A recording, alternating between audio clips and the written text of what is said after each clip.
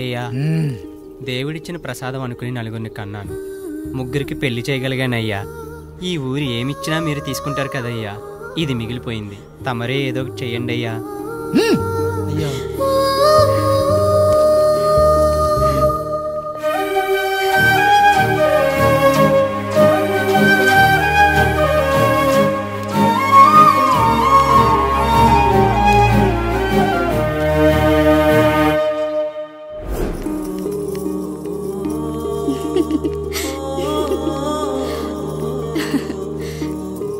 ఈ ఇల్లు, ఆస్తి, ఇంత గొప్ప భర్త, పిల్లలు, చాలా ఆనందంగా ఉందండి.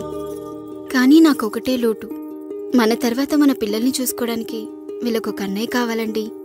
అచ్చం మీ పోలికలతో వీళ్ళకొక అన్నయ్యని కందామండి. నువ్వు అడిగితే కాదనగలనా?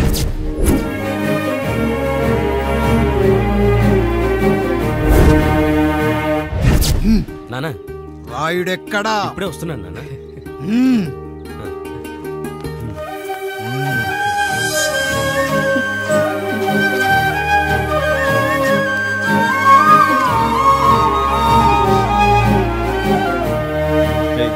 చూడరా, మీ అన్న మీద పగ తీర్చుకోవడానికి నీకు ఇదే సరైన సమయం.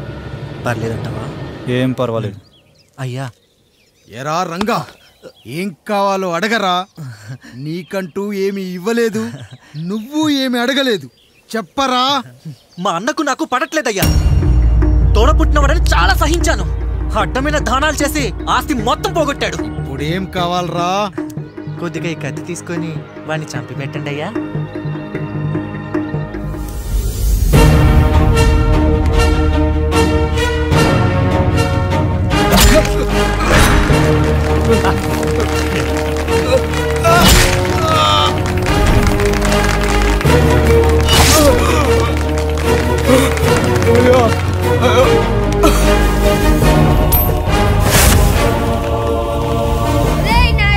అన్యాయంగా మా నాన్నని చంపేశావు, గుర్తుంచుకో. ఈ నాయుడి కొడుకు నీ కుటుంబం పాలిట సైనికుడిగా మారబోతున్నాడు. నిన్ను, నీ కొడుకుని, ఆడికి పుట్టబోయే కొడుకుని, అందరినీ లేపేస్తా.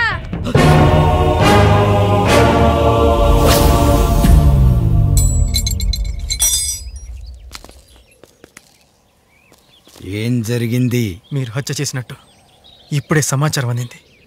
తగిన సాక్ష్యాధారాలు పరిశీలించిన పిమ్మట మీకు యావజ్జీవ కారాగార శిక్ష, 2000 రూపాయల జరిమానా విధిస్తూ అరెస్ట్ చేస్తున్నాను. అయ్యగారు నా కోసం చేసిన త్యాగాన్ని హత్య అంటుందా మీ చట్టం?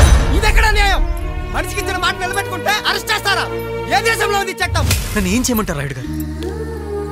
9వ తరగతి చదివి ఊర్లో గాలికి తిరుగుతున్నా నన్ను మీ మనిషి ఒకడు పోలీస్ స్టేషన్లో ఉండాలని నన్ను ఎస్ఐ చేశారు. సాటి మనిషిని స్వేచ్ఛగా హత్య చేసుకోవాలని దౌర్భాగ్య స్థితిలో బతుకుతున్నాం మనం. మీరు చేసిన ఈ గొప్ప పనిని అర్థం చేసుకునే సంస్కారం, విజ్ఞత, విజ్ఞానం మాకు లేవు సార్, మాకు లేవు.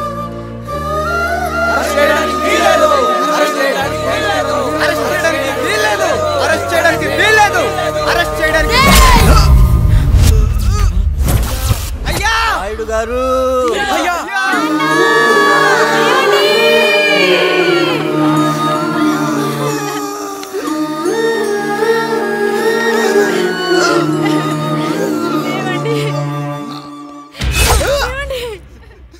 నొప్పిగా ఉందిరా.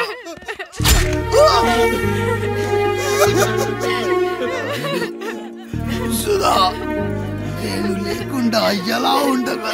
పర్వాలేదండి, బిడ్డలతో నేను ఉండిపోతాను. అయ్యో, ఈ పాడు సమాజం నిన్ను మనశ్శాంతిగా బతకనివ్వదు.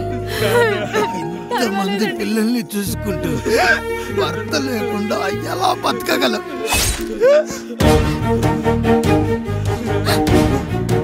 వద్దండి.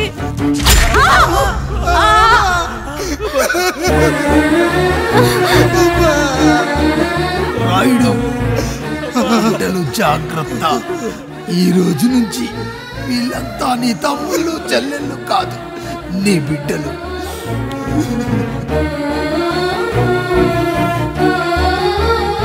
ఎక్కడికి వెళ్ళనరా.